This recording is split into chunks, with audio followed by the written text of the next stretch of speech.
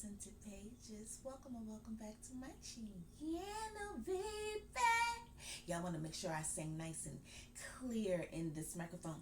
Welcome and welcome back to my channel, baby. Yeah. Okay. When I went back and looked at my chicken soup videos, I realized how low I sounded, and I was like, oh, that's annoying. So I pulled out my microphone. I said, well, maybe now this will I'll get a little bit of use out of this so that you can hear me nice and clear, because I've got some good books to talk about. 6 of them. I've read 6 books over the past couple weeks, and I want to talk about them with you. I hope all is well. I hope that you are safe. This weather is finally starting to turn. Seems like it's just a little less cold outside, and the snow is finally starting to rain. So I hope that you're able to get back into a rhythm again of how it used to be before all this mess outside. Yeah. So the 6 books that I have. Okay, so I'm gonna go from the shortest books in the shortest review to the longest, which is about this big boy right here, Stephen King's fairy tale, but I'm going to save that for last. So, first, I'm going to start with Soothsayers by Nathan Allen Davis. And the description is, in this haunting psychological drama, Samantha finds herself trapped in a labyrinth of dreams where the boundary between sleep and wakefulness blurs beyond recognition. It's our Cheeto. In the wake of her beloved Aunt Flo's death, she descends layers of consciousness, encountering a mysterious dream interpreter, her concerned husband Malcolm, and ancestral figures who hold the key to family secrets long buried. As Samantha navigates these dreamscapes, she confronts her deepest fears about motherhood, identity, and the inherited drama that flows through generations of women in her family. Nathan Allen Davis weaves a mesmerizing tale directed by Logan Vaughn that explores the power of familial bonds, the weight of decisions unmade, and the courage required to face one's true nature. I gave this a 2 because I said the fast-paced dialogue and the main character got on my nerves. It was okay. That's my shortest review. I didn't really care for it. She did a lot of bantering back and forth that was like really fast-paced, and I didn't really like the chaotic kind of nature of it. So I'm not picking you up right now. He is terrible. Hi, sweetie. Hi. You say hello.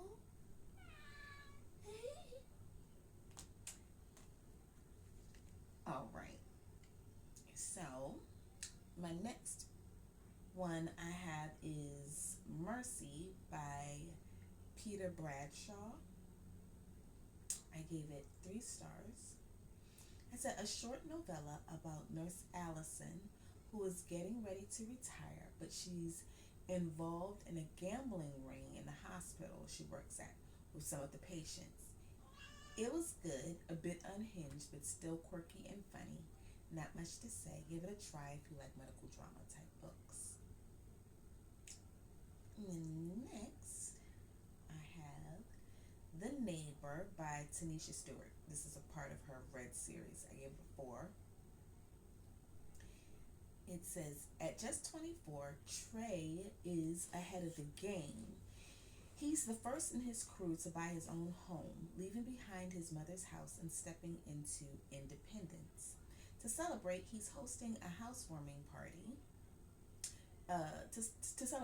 He's hosting a housewarming party, a chance to show off his new place, reconnect with friends, and mark the beginning of his fresh start. But life in his new neighborhood isn't as perfect as it seems. Enter Mrs. Pearl, a charming, elegant woman with a magnetic personality and a smile that hides more than it reveals. At 64, she's the kind of neighbor who knows everyone's business and doesn't hesitate to get involved. From the moment Trey moves in, Mrs. Pearl's warmth and attention seems harmless at first. But as she begins showing up unannounced, offering unsolicited advice, and asking questions that cut too deep, Trey starts to feel uneasy.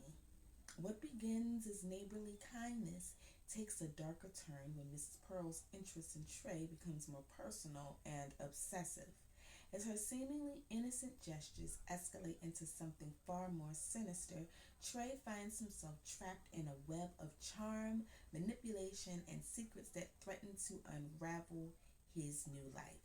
In this gripping tale of suspense and psychological tension, Trey must navigate the fine line between neighborly kindness and a dangerous obsession before it's too late.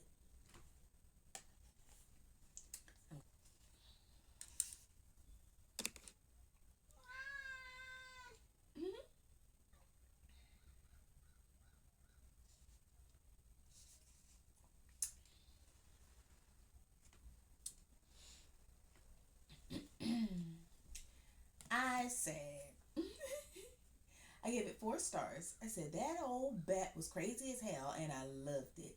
The Red series hasn't disappointed me yet, and I can't wait to move on to my next and the final book in the series. I think it's called The Trainer, and it is. I said, looks like it's going to be as good as the others. I enjoyed Trey, Simone, Mrs. Pearl, and The Best Friend. I could see this as like a nice Tubi movie. I love Tubi movies. Say what you want about Tubi, but they be having some good underrated gems on it. This book is also a good gem. Miss Pearl needed a pet or something to take care of so she could leave poor little Trey and his girlfriend alone. But when you find out why she won't leave Trey and the girlfriend alone, particularly particularly the girlfriend, everything will make sense as to what her motivations and reasons are. It was a really good book. I really enjoyed it. So yeah, I give it 4 stars. Next, I have Dear Debbie by Frida McFadden. I gave it 5 stars. This synopsis is: sometimes enough is enough. Debbie Mullen is losing it. For years, she has compiled all of her best advice into her column, Dear Debbie, where the wives of New England come for sympathy and neighborly advice. Through her work, Debbie has heard some of countless women who have heard from countless women who are ignored, belittled, or even abused by their husbands. And Debbie does her best to guide them in the right direction.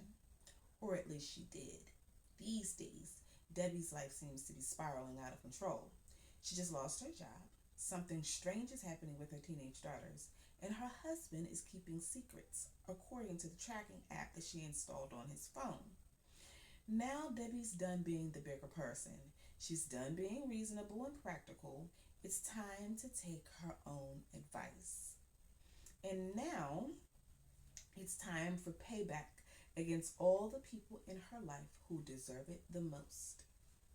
From number one New York Times best and international bestselling author Frida McFadden comes a biting, subversive thriller about what happens when women finally choose to take justice into their own hands with killer results.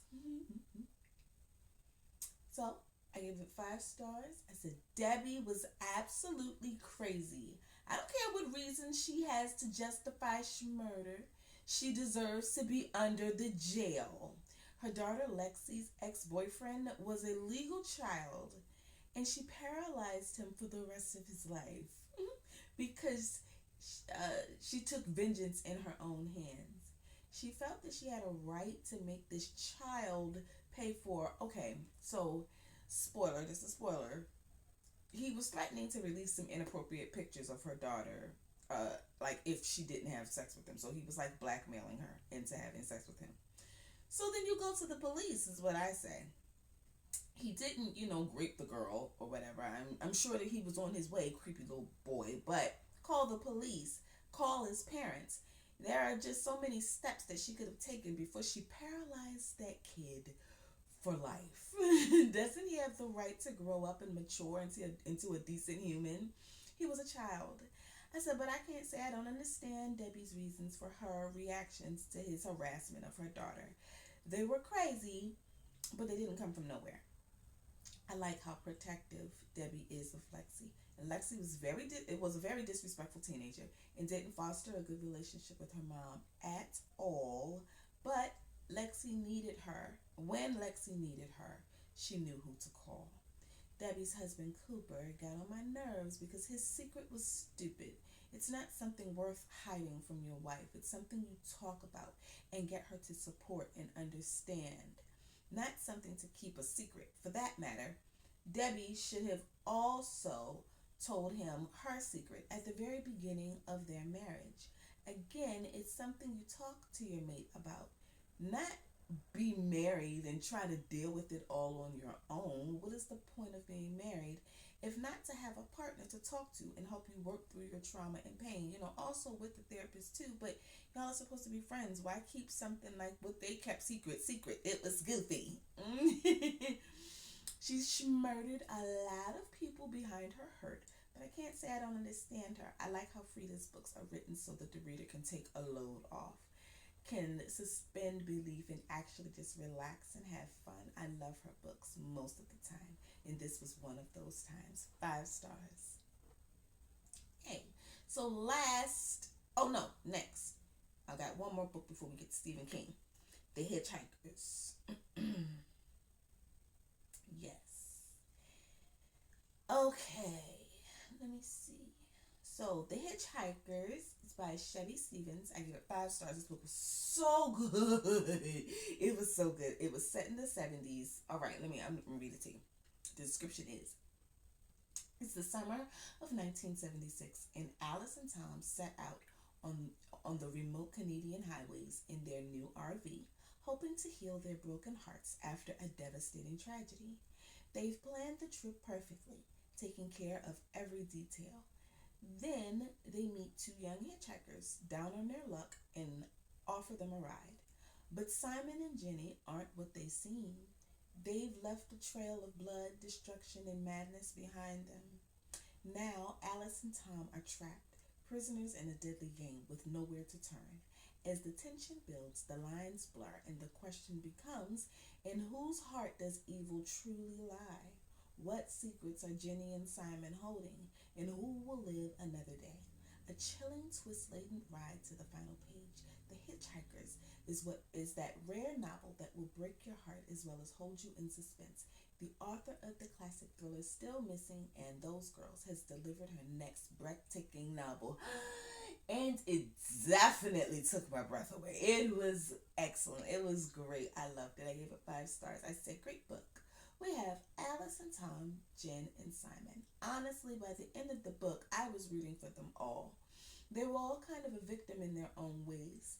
Alice and Tom are camping and driving their RV through America and up by Canada in the year 1976. I love the 70s and stories that are set in the 70s. Alice and Tom want to get away for a bit so that they can heal from a very personal tragedy. All along the way, they meet Blue and Ocean. What stupid, stupid names. If this wasn't a red flag, I don't know what is. What couple is really named Ocean Blue? But it's the 70s, so they just chalk it up to, oh, they're hippies. Until they get to a rest stop, and Alice sees them as wanted fugitives in a newspaper. And well, what do you know? Ocean and Blue's real names are Jen and Simon. And they are on the run because they are wanted for the murder and slashing of Jen's parents. Ish hits the fan and Simon loses his mind and takes everybody on a cross-country robbery spree. Robbery and craziness. He just was doing so much for no reason. Jen is a little taken aback because she has never really seen this side of Simon. He's snapping at her and beating the dog crap out of people and holding old people hostage. Poor Will and Ruth Polanski. She was like, "Hi, I'm Ruth Polanski." Ma'am, get in the house and stop being nice. She, Miss Ruth, take your ass in the house. What is wrong with calling the police and letting the cards fall where they may with people? He's shooting police officers and more. Simon does so much more idiotic crap. He's dumb as a box of rocks. Jen is just along for the ride with her pregnant ass. I really enjoyed her backstory with her mother and her stepfather and why they had to go. I guess Jen and Simon thought that they could seriously get away with murder and run away from the cops, I guess, because it was the 70s and it was much easier to do back then, but still, darn near impossible. I didn't understand why there weren't more swift consequences after the police shootout. Like, why weren't the police on their ass? Anyway, I'm just chalking up to because it was 70s. I also really enjoyed the ending and what Jen did with her baby since she was going to jail. 5 stars. Excellent read. I really enjoyed it. Yay. So, okay, finally, last but not least, this one.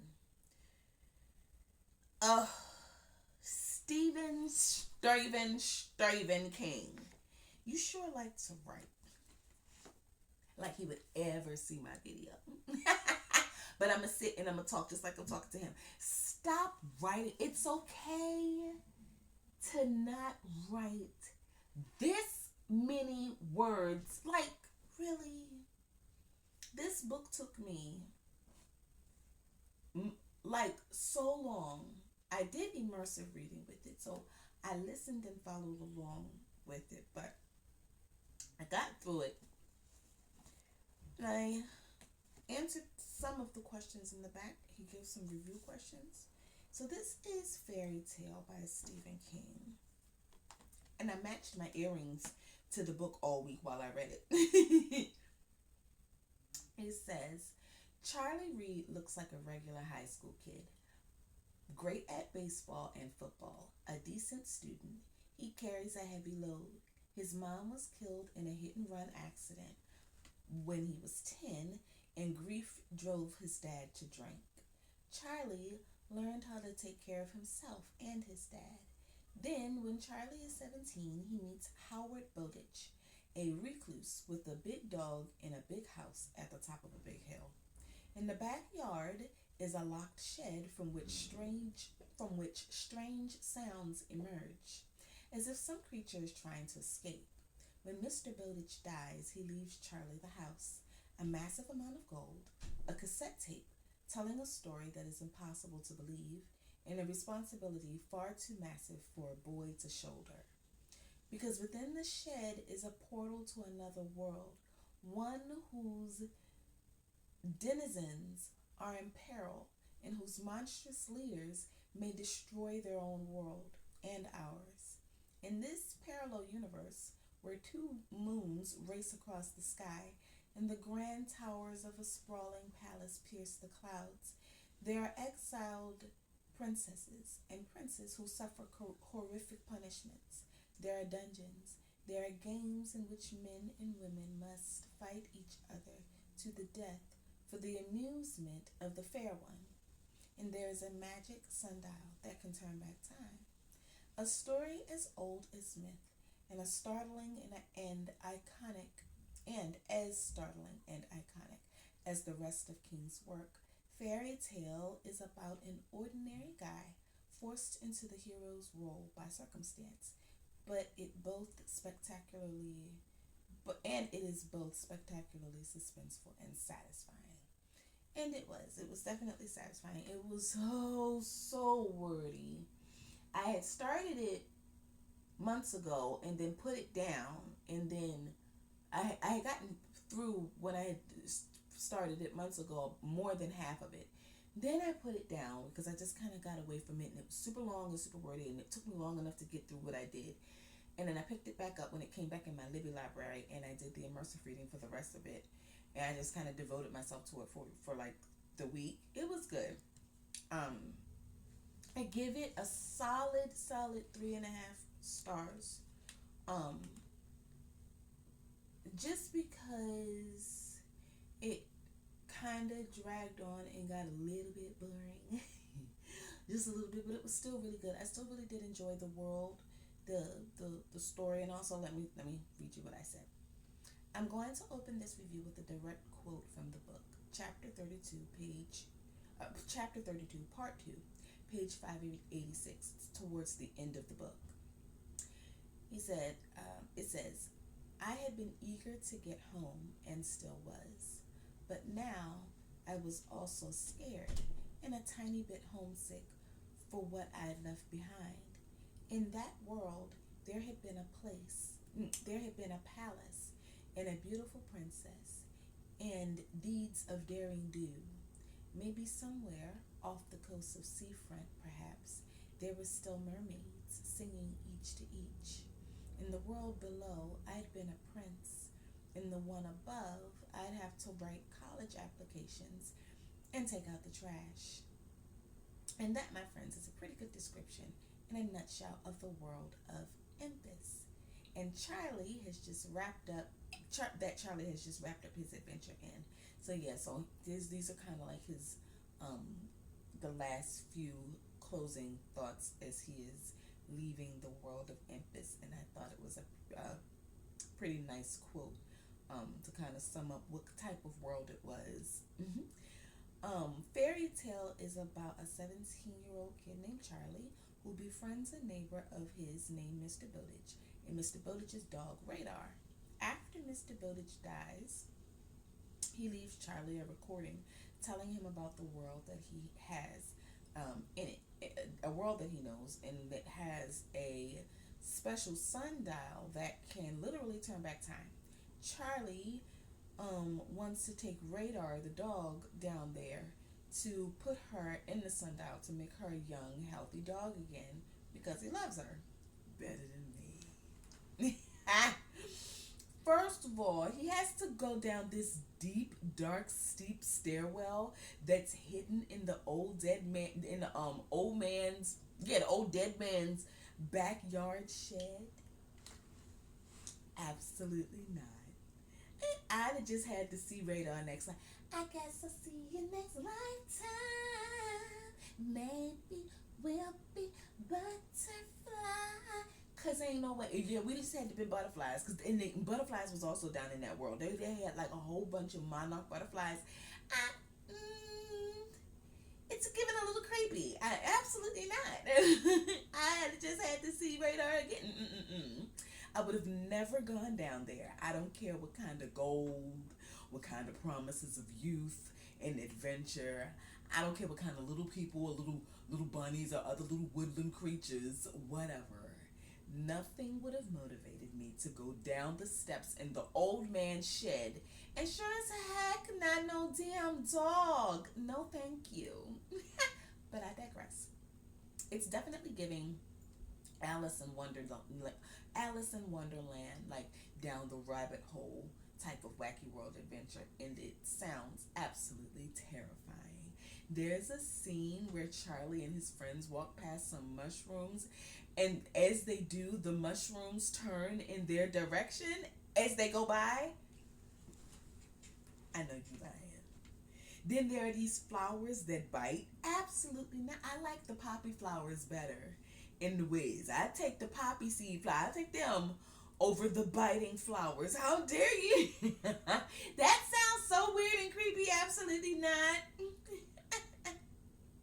Sounds terrifying. In Empis, it's a magical kingdom in peril. The people of this world are all afflicted with something called the gray, which causes severe disfigurement and makes them kind of look like they're all melting.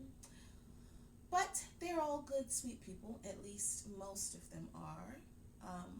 And Charlie is the prince that has come to save Empis by way of adventure with his dog. And he actually does get Radar to the sundial and turns her back young pretty early on in the book and in the adventure. But after he does this, it's his return trip back home that problems and the real adventure starts. I enjoyed his time in Empis. A lot of people didn't. So in Empis, like the description said, he kind of has a lot of different things happen to him, and it's even at one point, it's kind of given like a little Hunger Games-y type of vibe where they have to like kind of fight to the death and stuff like that. It was good. I feel like Stephen King kind of took a little bit of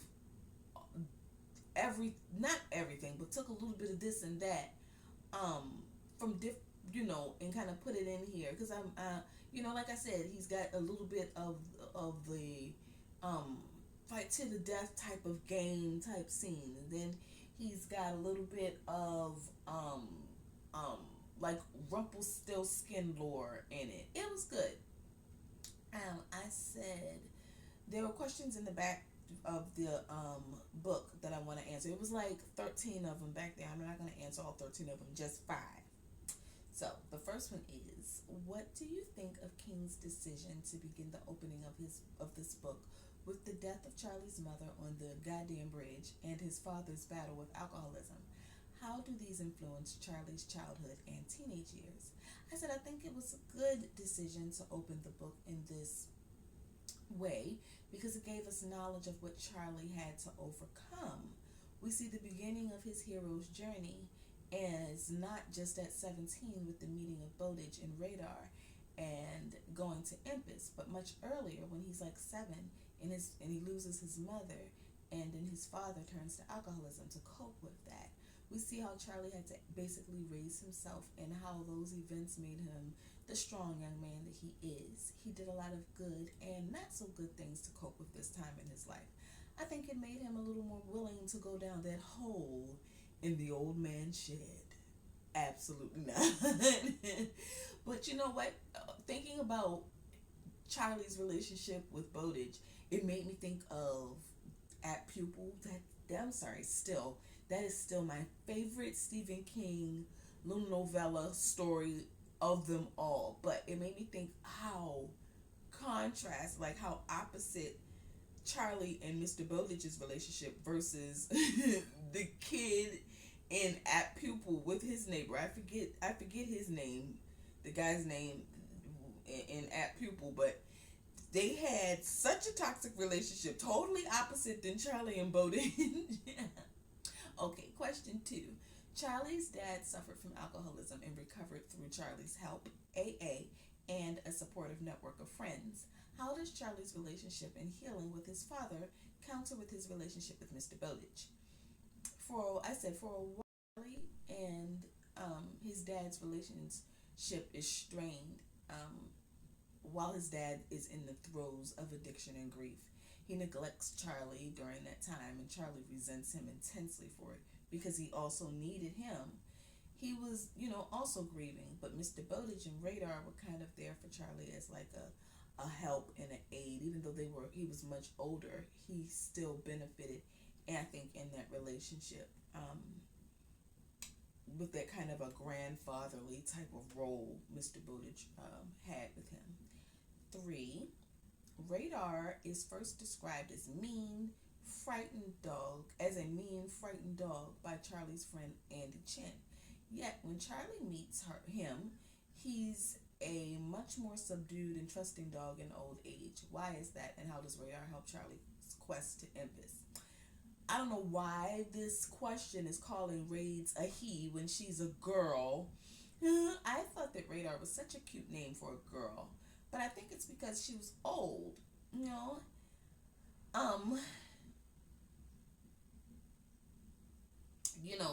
her owner is also old and close to death. So I think that's why she was like that in the beginning of the book with that boy Andy. Once Charlie takes her to the sundial, even before he takes her to the sundial, she was, a warmer dog. And she was his whole reason for going down there. So she had definitely warmed up to Charlie and just, I just really think that she wanted to go down there and get her help. And I think that when Andy met her, she was just at a different time in her life. She was old and she had had it and she didn't feel like being bothered. Sometimes you just be tired. So, yay. All right. Number 4. The first half of the story sets up Charlie's family, Mr. Bowditch, and his injury, Radar, and the gold in Mr. Bowditch is safe, among other events. Before we enter Impus, so why does the author take longer to set up Charlie's normal world instead of entering straight into the magical one? In your opinion, does this setup help or hinder the story? I said it was less than the first half of the story as a setup. I said it was more like 200 pages of setup before we get to Empis out of like a 600-page book. And I felt like we needed the 200 pages of setup.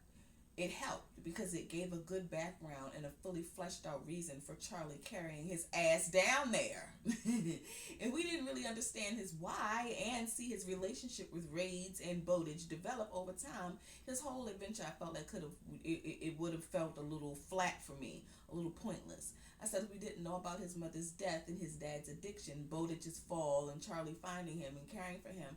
Why would we ever really care about the book or the adventure? I feel like it helped. 5. My last question. By the end of the novel, how has Charlie grown as a person? Why does he feel the need to tell his story to the reader? And how does he use his experience to grow personally and professionally? Oh, he definitely grows personally and professionally. He becomes a teacher at College of Liberal Arts in Chicago. So I said, by the end of his adventure in Impus alone, he's a full-on self-sacrificing prince hero. He has led an escape from a gladiatorial-style fighting ring known as the Fair One. He and his friends have defeated the Flight Killer. His arm is irreversibly injured, so he sacrificed that. He's a grown man-child by the end of Impus, and in more ways than one, because he also loses his virginity before he goes back home. Then in the epilogue, it shows us that he's telling us the story like 9 years after it's happened, and he's finished university, and he's teaching at the College of Liberal Arts. So I say, this was a really good book. I give it a solid 3.5. It was fun. It was an adventure, but it's like taking the adventure yourself. You can be reading it for as long as it took Charlie to get Radar to the sundial and back home. But it's a good one. So, it might be some people's cup of tea, it might not be other people's, but I enjoyed it. I'm glad it's over. But I enjoyed it. Alright, how long have I been talking? Oh, okay, it's not too bad. Let me see. I started the River Solomon book. Not started. That's a lie. I picked it out. It's gonna be my next physical read. And then I'm also reading, let me see. I can tell you what I'm listening to from my Libby library real quick.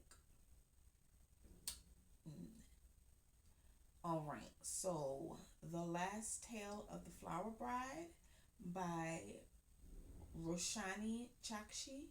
It's beautiful. I like the way it's written. It's, I believe, a gothic fiction or literary fiction. It's gothic fiction. I think it's gothic. It says, in the tradition of sumptuous gothic novels like Starling House and The Bloody Chamber comes a dark fairy tale infused story about a cursed friendship and a marriage steeped in secrets. The breathtaking adult debut from New York Times bestselling author Roshani Chakshi. Once upon a time, a man who believed in fairy tales married a beautiful, mysterious woman named Indigo Maxwell Castaneda.